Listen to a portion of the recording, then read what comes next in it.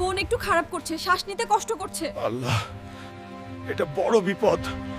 এমন রোগ আগে কেউ দেখেনি। আমি 1 মিনিটও হারাতে পারবো না। ডাইনির কাছ থেকে ঔষধ পেতে হবে, দ্রুত। কোথায় পাবো? দূরে গহীনের জঙ্গলে। আমি হাল্ক, কিন্তু আজ শুধু একজন ভাই। আল্লাহ, দয়া করো, আমার বোনকে বাঁচাও।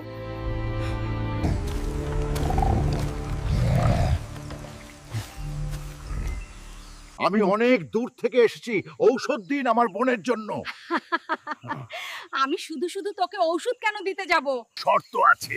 যারা ভিডিও দেখছে তারা লাইক এন্ড সাবস্ক্রাইব করবে, তখনই দেব। প্লিজ। লাইক আর সাবস্ক্রাইব করো।